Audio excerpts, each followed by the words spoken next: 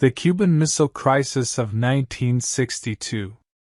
The Cuban Missile Crisis of October 1962 was a direct and dangerous confrontation between the United States and the Soviet Union during the Cold War, and was the moment when the two superpowers came closest to nuclear conflict after American deployments of missiles in Italy and Turkey were matched by Soviet deployments of similar ballistic missiles in Cuba. Despite the short time frame, the Cuban Missile Crisis remains a defining moment in national security and nuclear war preparation. The confrontation is often considered the closest the Cold War came to escalating into a full-scale nuclear war. Soviet First Secretary Nikita Khrushchev granted Cuba's request to station nuclear missiles on the island in order to prevent a future invasion due to the presence of American Jupiter ballistic missiles in Italy and Turkey, the 1961 Bay of Pigs invasion's failure, and Soviet concerns that Cuba was heading in the direction of China. A deal was established at a covert meeting between Khrushchev and Fidel Castro in July 1962, and later that summer, work on a number of missile launch facilities began. An American U-2 spy plane secretly captured images of Soviet nuclear missile construction locations on the island of Cuba in October 1962.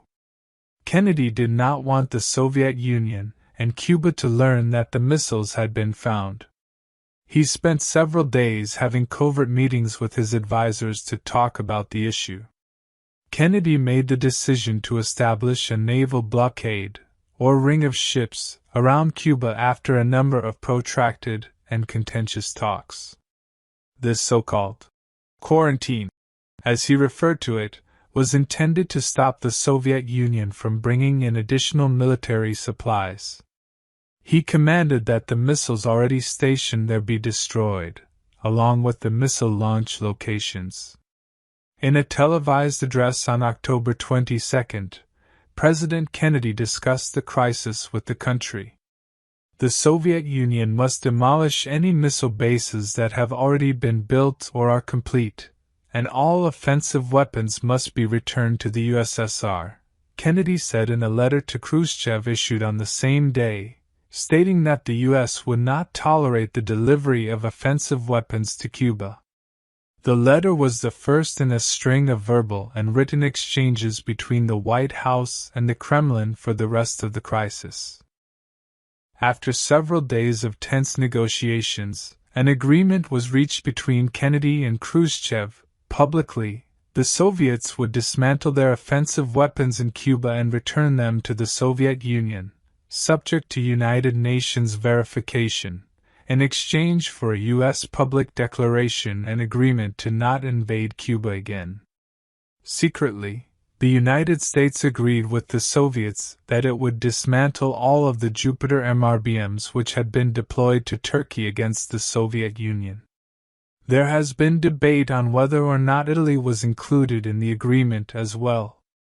While the Soviets dismantled their missiles, some Soviet bombers remained in Cuba, and the United States kept the naval quarantine in place until November 20, 1962.